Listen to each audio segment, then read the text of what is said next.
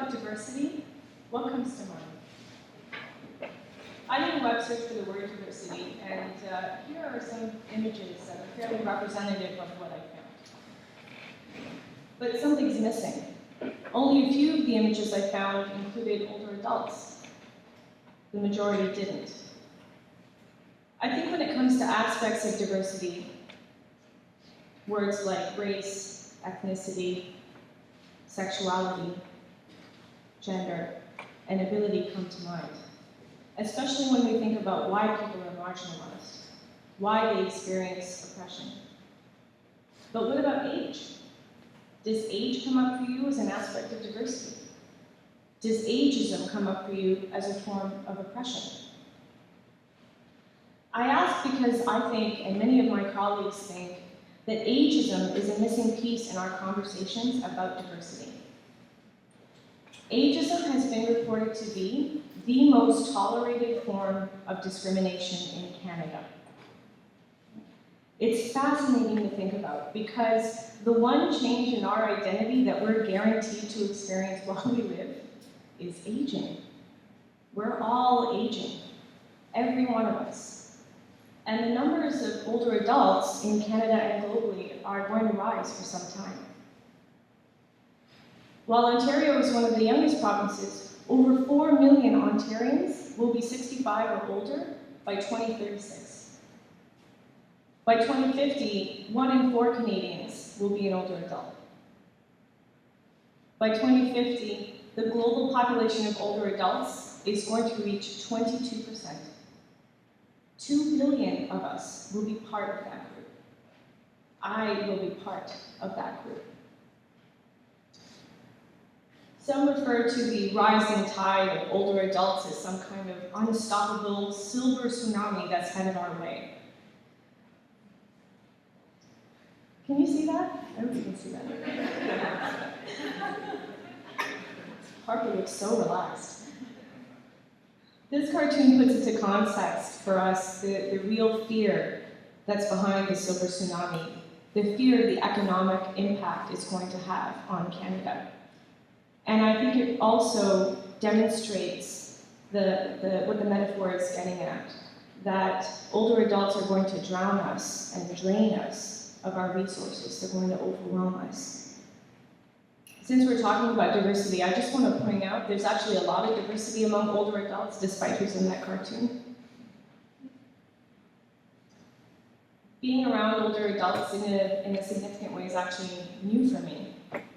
I never got to meet my paternal grandparents, though I'm told I inherited my grandmother's bounty of beauty marks and tiny skin tags. And unfortunately, my maternal grandfather died when I was in the womb. So all I have left of him is this picture. And he's wearing these amazing glasses, but that's all I have left. I did get to spend some months as a child with my nanima, my maternal grandmother. She would come from India every so often and support my mom, who was trying to raise 2 kids, mostly on her own.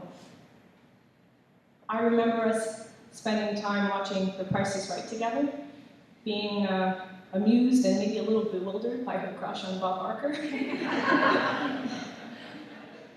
And we had this funny little morning ritual too. She would always ask me to bite the edge of my cereal bowl when I finished my breakfast. And I remember leaving teeth marks. This is her up there. It's her birthday. And this picture of her is my favorite because she's dancing. My sister texted me this morning and said she's dancing to Coolio. But my nanima always had to return to India. It was just too cold for her here, and her arthritis was bothering her. And it's just too many changes for her to stay. It's only now that I get to work with older adults on a regular basis that I understand what I really missed out on by not having them in my life as a child. When I pursued social work as a career, I chose to specialize in mental health because I wanted to advocate for persons who were being discriminated against, experiencing stigma and hardship, poor treatment because of mental illness. And that really appealed to the side of me that's always been drawn to social justice. But gerontology, which is the study of aging and the impact of aging, to be honest, it never really crossed my mind as an option. In fact, out of more than 200 social work students in my program, only about 20 of us were in gerontology. It just seems like there's not a lot of us out there who are actively pursuing working with older adults, because other social work schools have similar numbers. You just have to wonder why. During orientation, I was listening to a professor of mine who was talking about her career path, and she said that when she first started out in social work, she never thought that she would want to work with older adults. In fact, she spent many, many years working with the Children's Aid Society. But when she entered geriatrics, which is healthcare for older adults, she just fell in love with it. And so after I graduated, I kept geriatrics in mind, and luckily for me, I was hired to do mental health outreach with older adults in Toronto's high-priority neighborhoods.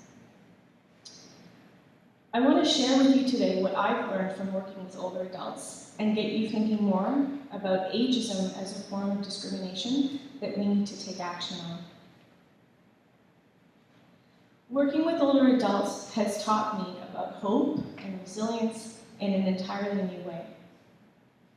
Many older adults immigrated from their home countries due to hardships like poverty and abuse, poor access to education, war and conflict, and backbreaking labor for little pay. Many experienced discrimination, and others had different challenges. I think about a woman who, when she was young, lost her entire family to a tragic fire, who later went on to create and raise a family of her own. I think about a man who, when not caring for his very ill wife, found solace by making these exquisite wooden pens in the quiet of his basement workshop. And I think about a man who struggled with alcohol use his entire life, but never failed to miss a winter serving at his church's Out of the Cold program each year. Older women have been especially open with me about the ways in which they were prevented from leading full lives due to their gender, about leaving abusive husbands that they had been forced to marry and raising 8 or 10 children on their own, about being told how to act, where to work, and who to love. One woman's story stands out for me in particular. In her 80s now, she told me that she just never could get used to all the gendered expectations that were put upon her. You know, she never really felt comfortable in her skin. She was still upset that she had been told as a little girl that she couldn't grow up to be a cowboy or an astronaut, which were her choice professions at the time. You know, this impacted her whole life, being told that she couldn't pursue her dreams because she was female. Older adults have to deal with losses, and they have to deal with the deaths of their loved ones. This woman's remarkable resilience was evident to me by the way that she chose to honor the death of her best friend. She chose to have his artwork tattooed on her body. Now, I get to refer older adults to a lot of places in the city, but imagine when I got to sit down to talk about the best tattoo parlors in the GTA with an 82-year-old woman. She's got more than half a dozen tattoos on her now, and I feel like she's just hitting her stride. The question is, should I have been surprised by the fact that she wanted the tattoo? Maybe. I don't work with a lot of older adults who have tattoos or get tattoos. But in retrospect, I think that this reaction of mine was a reflection of my own bias. Older adults don't get tattoos, right? They get walkers and wheelchairs and Meals on Wheels. That's not her up there. She's not there yet. I mentioned earlier that ageism has been reported to be the most tolerated form of discrimination in Canada. So what is ageism? It's a socially constructed way of thinking about older persons based on negative attitudes and stereotypes about aging. A tendency to structure society based on the assumption that everyone is young, failing to respond to the needs of older persons. Robert Butler, who coined the term ageism in 1969, said that ageism allows younger generations to see older people as different than themselves, so they suddenly cease to identify with their elders as human beings. Ageism dehumanizes older adults. Like other isms, it's rooted in fear and serves to put up a wall or a tsunami between us and them. There are a lot of assumptions about older adults. That they're boring, they're depressed, they don't understand technology, they're forgetful, they're frail, they're grumpy, they're needy, they're smelly, they're stubborn. And they're like children because they need to be cared for. And that's not an exhaustive list, right? There are also these positive stereotypes about aging, that all older adults are sweet and kind and wise and at peace with the world. Ageism is certainly reflected in North American pop culture, which is incredibly youth-oriented, if not youth-obsessed. You don't see older adults in the media, and when you do, they're usually older men, more rarely women, who have to disguise what they actually look like because they're not allowed to look old. Just phenomenal. There's this incredible pressure to look beautiful in our culture, right? And it seems like youthfulness is the ultimate factor in beauty.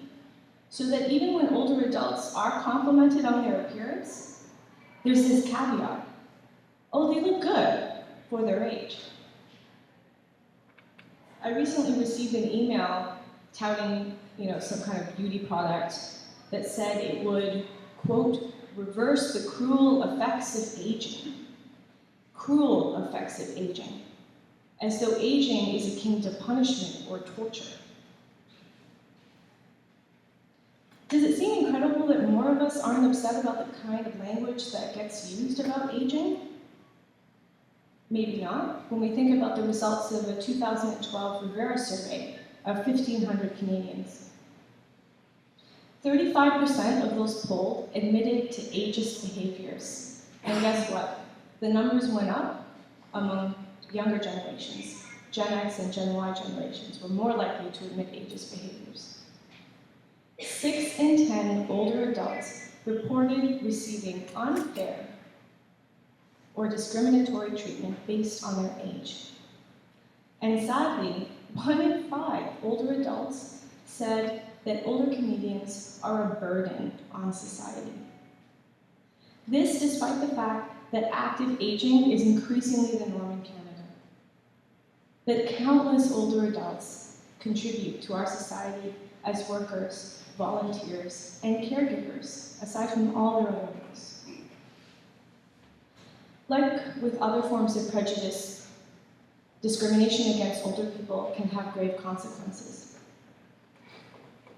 I think about a colleague of mine who had an older female client who entered a relationship after losing her husband of many, many years.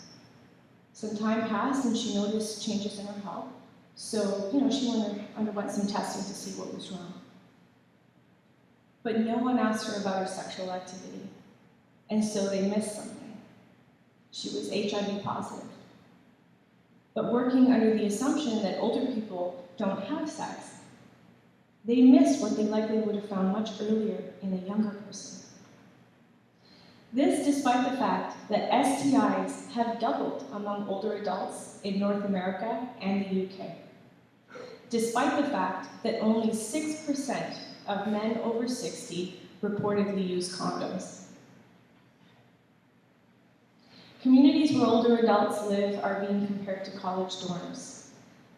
A friend of mine who worked in a, get ready for some stories. A friend of mine who worked in a retirement home said that she had to break up fights among older women over older men more than once. She also told me about having to rest apart older adults who were having a little too much fun in public spaces, like the communal lounge.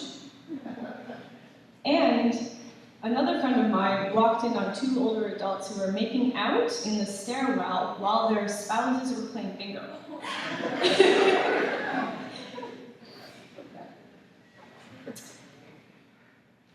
But sadly, another colleague of mine told me about a doctor who dismissed his female patient's request for solutions to painful intercourse.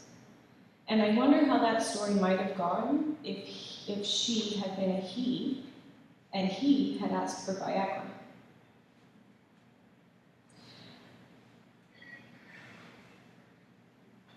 I think we need to do better. First of all, we need to understand that even though a majority of Canadians have negative perceptions about aging, a majority of older adults feel positively about aging. In healthcare, we need to understand that our perception of what normal aging is might not be correct. Too many older adults are told that their problems are not really problems, they're dismissed. Problems like ongoing sleeplessness, serious memory loss, and isolation. We also need to watch for assumptions that all older people are depressed because of thinking that goes like this. Well, aging sucks, so of course older people must be depressed. Contrary to popular belief, it's actually people under 60 who are more likely to experience depression. Ageist thinking compels us to believe that older adults are devolving into a state of childhood. We need more of us equipped to work with older adults who will treat them and see them as people, not children. We need accessible training for workers who are going to continue to spend more time caring for older adults as we continue to have an increasing older adult population. We need to invest in creative healthcare solutions that are going to allow older adults to continue to live independently with dignity. And we need to ensure that our spaces are age-friendly and supportive so that older adults can continue to be active participants in our communities. Let's make sure we see working with older adults as crucial and rewarding as working with children and youth. And let's all stop thinking about aging as though it's this horrible process we have to go through. As though beauty, strength, independence, resilience, hope, and dreams are found only in the young. We need to dismantle our assumptions about aging, and we need to actively challenge ageist thinking and behavior when we see it. Let's not be divided by ageism. Let's see older adults for who they are. Not cargo to be carried, but contributors. Benefactors of our society, not burdens. Thank you.